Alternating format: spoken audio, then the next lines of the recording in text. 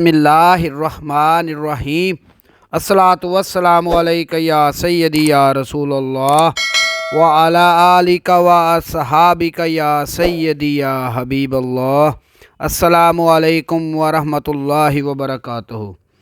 हक बाहू ऑफिशियल के नाजरीन को आपका मेज़बान खालिद कमर हज़रत सुल्तान बाहू रहमतुल्लाह अलैह के मारूफ़ पंजाबी कलाम अबियात बाहू के बैत नंबर 96 में खुश आमदीद कहता है। हज़रत सुल्तान बाहू रहमतुल्लाह अलैह इस बैत में फरमाते हैं, ज़ाहिद ज़ुहद करेंदे थके रोज़े नफल नमाज़ां हूँ, आशिक गरक होए विच वहदत नाल मोहब्बत राज़ां हूँ। कैद शहद विच मक्खी कीकण उड़सी नाल शहबाज़ां हूँ, जिन्ना मजलस नबी दी बाहू सोई नाज नवाज़ां हो।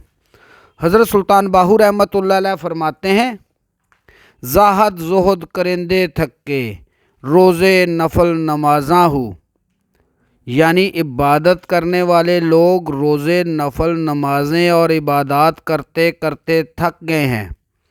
हमारे मुआशरे में जो ज़्यादा इबादत गुज़ार परहेज़गार रोज़े नवाफिल और नमाज़ों का पाबंद होता है, उसे ये मुआशरा नेक गर्दानता है। हज़रत सुल्तान बाहू रहमतुल्लाह अलैह ने इस बात की तरदीद फरमाई है। आप फरमाते हैं, जब तक बंदा नफसानी ख्वाहिशात को ख़त्म नहीं करता, अल्लाह पाक उस वक़्त तक राज़ी नहीं होता। मन के अंदर नफसानी ख्वाहिशात की बारात आई हुई हो और फिर रोज़े नफल नमाज़ें भी अदा हो रही हों, तो ऐसी इबादत किसी काम की नहीं और ना ही ये इबादत कबूल होंगी। कुरान पाक में सूरह अल-बकरा आयत नंबर 177 में खुदा ताला फरमाते हैं, नेकी सिर्फ़ ये नहीं कि तुमने अपने चेहरे मशरक़ की तरफ कर लिए या मगरब की तरफ, बल्कि नेकी ये है कि आदमी अल्लाह को, यौम आखिर और मलाइका को और अल्लाह की नाज़िल की हुई किताब और उसके पैगंबरों को दिल से माने। पारा नंबर 25 सूरह अल-शूरा आयत नंबर 20 में भी रब ताला फरमाते हैं, जो कोई आखिरत की खेती चाहता है उसकी खेती को हम बढ़ाते हैं, और जो दुनिया की खेती चाहता है उसे दुनिया ही में से देते हैं, मगर आखिरत में उसका कोई हिस्सा नहीं है। हज़रत सुल्तान बाहू रहमतुल्लाह अलैह इस बैत के दूसरा मिसरा में फरमाते हैं, आशिक गरक होए विच वहदत नाल मोहब्बत राज़ां हो, यानी अल्लाह पाक के आशिक लोग अल्लाह पाक की मोहब्बत के राज़ों के साथ अल्लाह पाक की वहदानियत में डूब जाते हैं।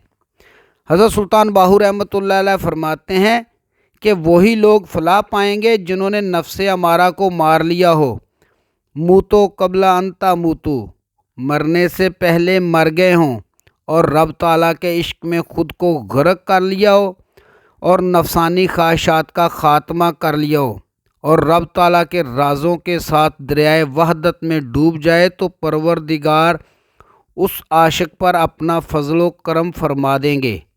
हज़रत सुल्तान बाहू रहमतुल्लाह अलैह अपनी किताब आइनुल फ़क्र में एक मुकाम पर फरमाते हैं, ए बाहू आशिकाने खुदा को ज़ुहद व तक़वा और खलवत कुछ नहीं चाहिए, इश्क़ वहदत के गम के साथ वास्ता होना चाहिए। यही वास्ता और ताल्लुक़ हर एक मंज़िल पर पहुंचा देगा।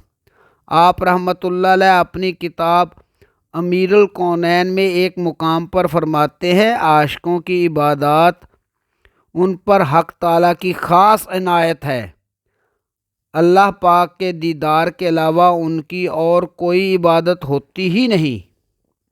हज़रत सुल्तान बाहू रहमतुल्लाह अलैह ने इस बैत के तीसरा मिसरा में फरमाया है, कैद शहद विच मक्खी कीकण उड़सी नाल शहबाज़ां हूँ।